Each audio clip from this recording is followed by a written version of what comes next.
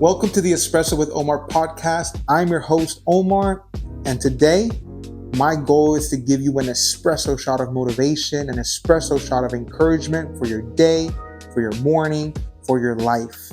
Today, I'm making the claim, don't ask for easy, ask for strength.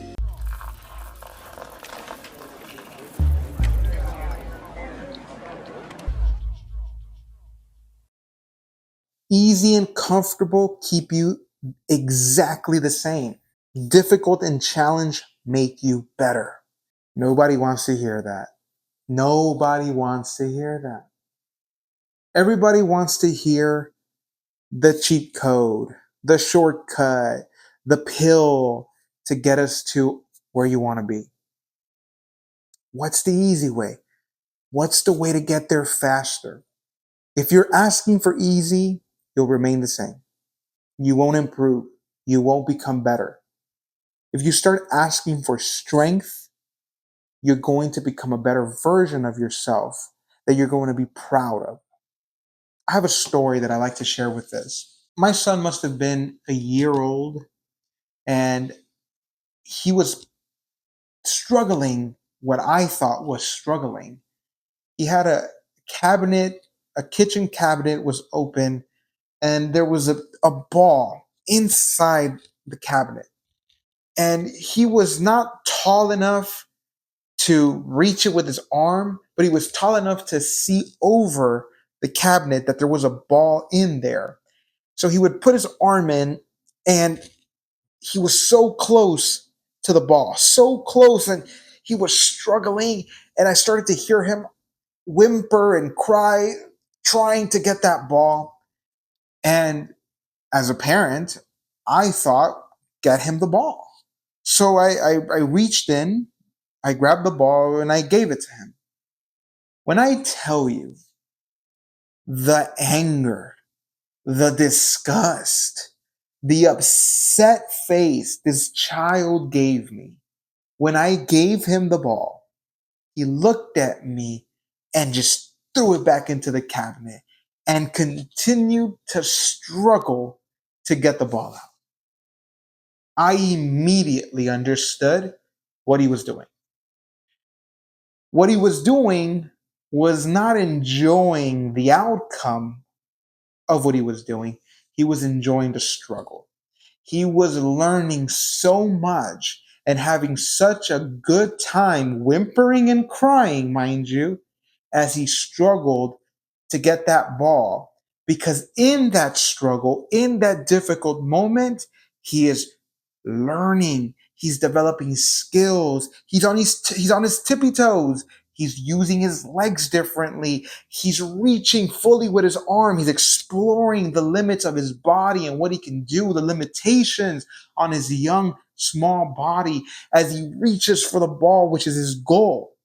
By giving him the ball, I was robbing him of the ability to learn, to become stronger, to become more developed, to develop skills and abilities that he could only get by reaching and struggling for that ball.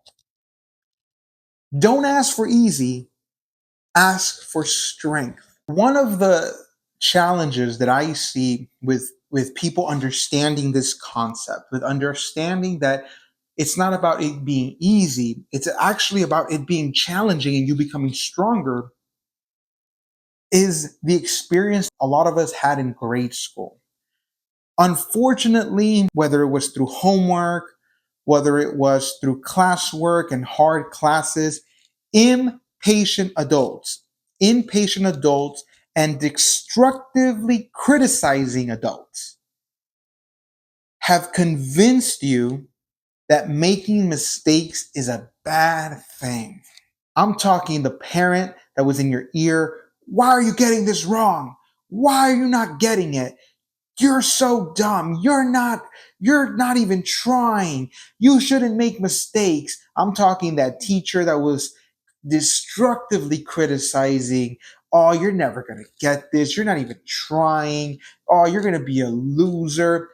These impatient, pessimistic, nihilistic, negative adults convinced us that we had to be perfect, that if you made a mistake, that was a bad thing.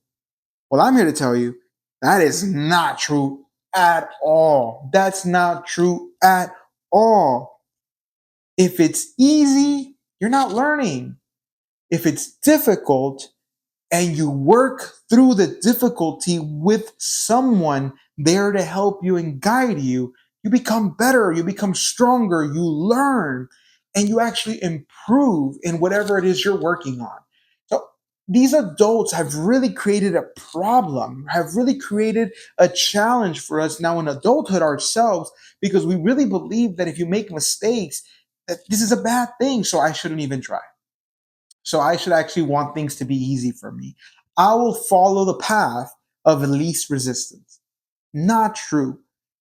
Follow the path that's going to elicit your strength, that's going to challenge you to the point that you're going to feel some frustration, but you're going to work through that frustration and become better. A second point to this point of what these impatient adults did to us is they convinced us that when things get difficult and challenging, this is the way that we need to react or respond, or this is the way that people should react and respond to us. So we end up creating relationships with people, whether it be employers, whether it be friends, whether it be intimate partners, that are going to react in the same way when we make mistakes. And that's a problem. Because if things are difficult, if things are challenging, you want people in your corner that are going to motivate you, that are going to encourage you, that are going to tell you, hey, it's okay to make mistakes. You're going to learn from this. Have you tried X, Y, Z? So really pay attention to who's in your corner. Pay attention to who are the people that you go to talk to when you're having a hard time, when things are getting difficult.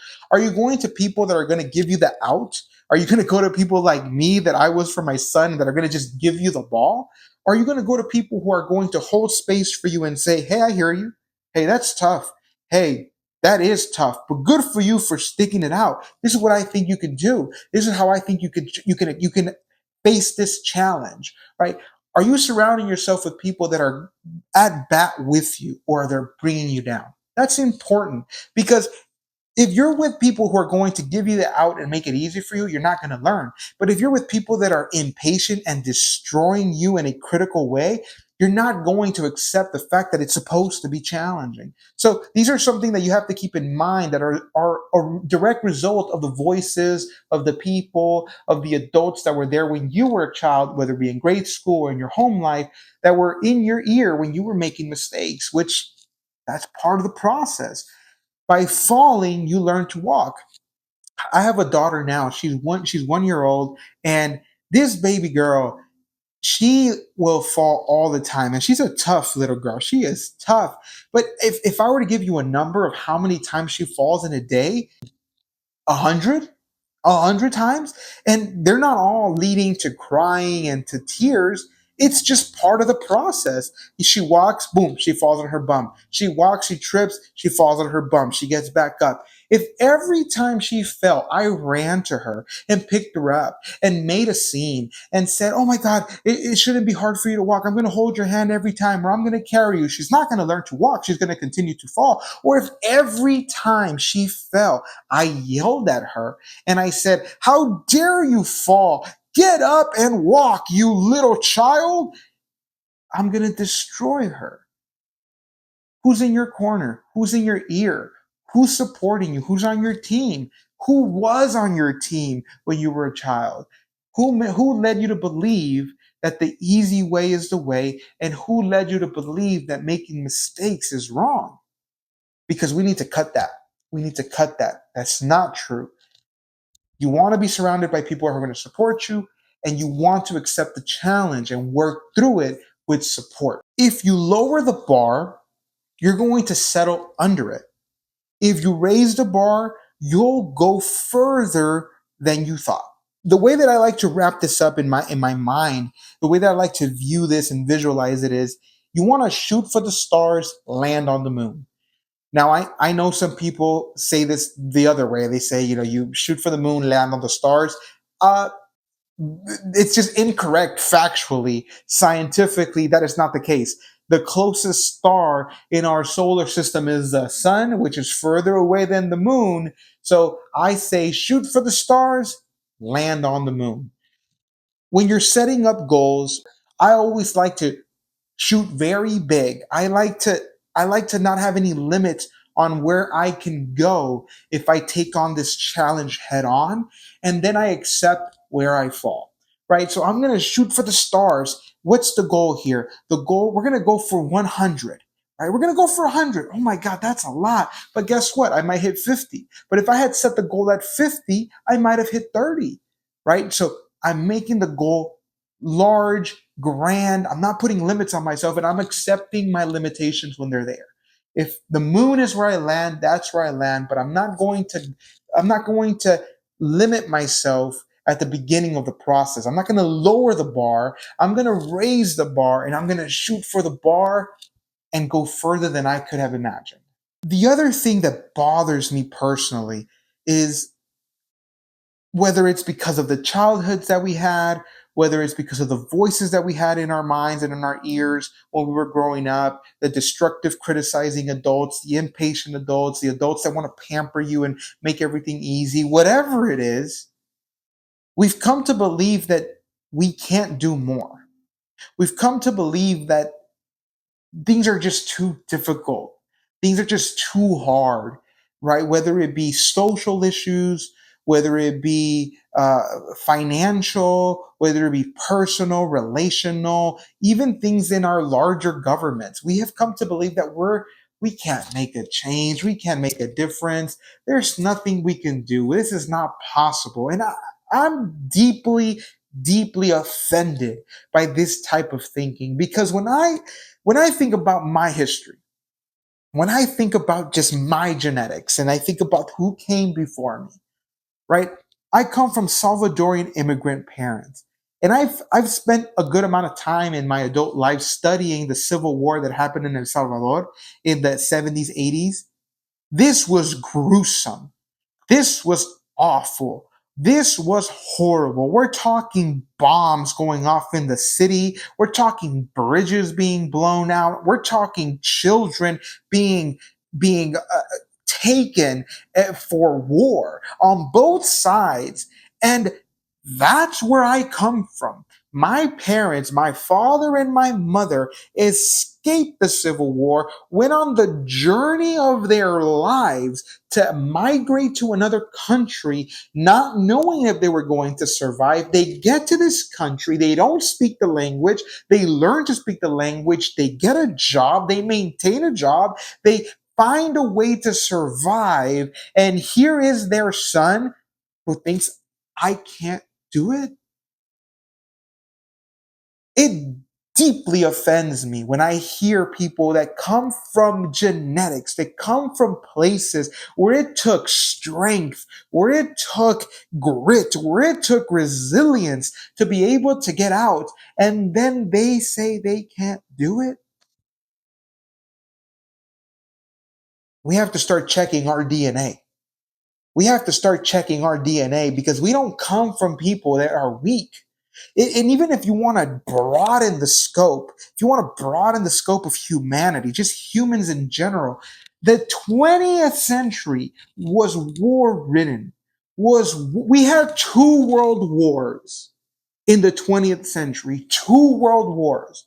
And that doesn't take into account all the proxy wars that were going on during the Cold War, from the Vietnam, the Korean, the Salvadorian, the Cuban Missile Crisis, what was going on in Nicaragua.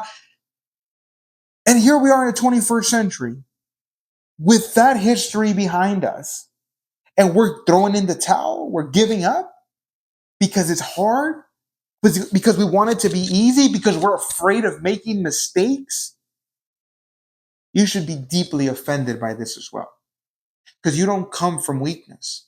You don't come from people who gave up. You came from people who survived, who fought their way out of horrible circumstances. And now it's your turn. Don't ask for easy.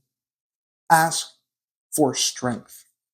So let's bring it back. Let's bring it back to the practical tips that you can take from don't ask for easy, but ask for strength.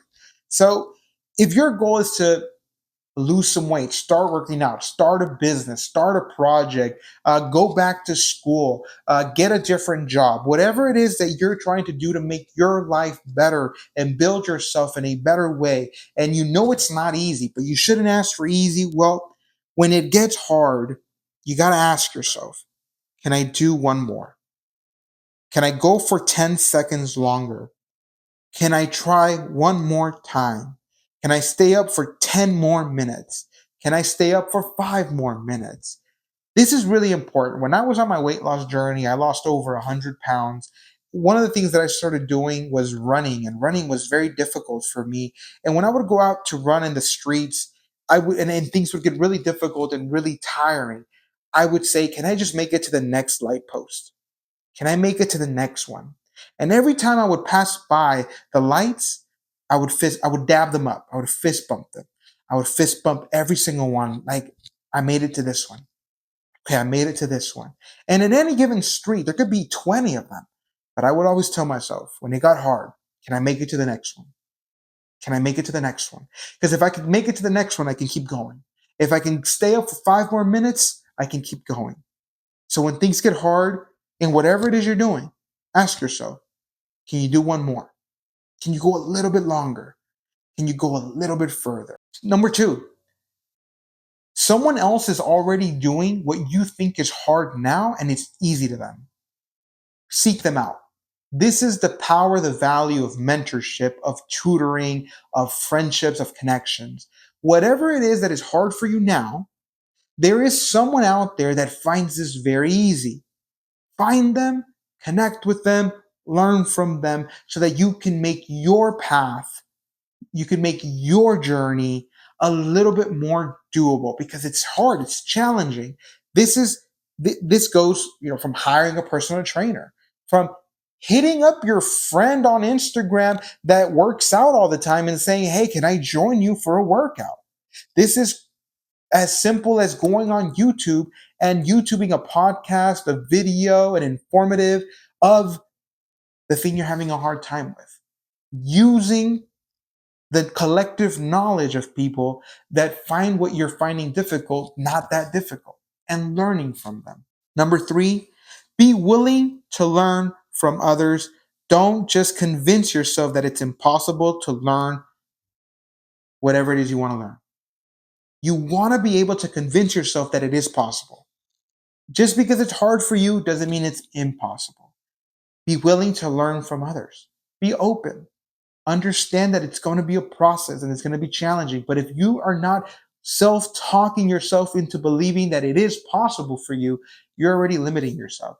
So convince yourself that it is possible because someone else is doing, and be willing to learn from other people. And last but not least, who's the voice in your head? Who is the voice in your head? Figure out who's that voice. Is it the voice of mom? Is it the voice of dad? Is it the voice of an older sibling? Is it the voice of an abusive partner that you had? Is it the voice of an abusive parent? Is it the voice of a toxic supervisor you had? Is it the voice of a friend that you had that was very negative? Is it the voice of a teacher that you had that put you down? Who's the voice in your head when things get hard? Figure that out and start to change it. Start to change that voice. Tell yourself it is okay to make mistakes, but that you can keep going. It is okay to feel frustrated, but we don't give up. It is okay to feel tired, but we can do one more. It is okay for this thing to feel hard, but we don't give up. We don't quit. We figure it out. Start to talk to yourself in a way that's loving, that's caring, but that's supportive, and that's not going to give you the easy way out, and it's not going to push you down. Figure out whose voice that is, because once you do, you can change that and your life can change. Thank you so much for joining me on this episode today.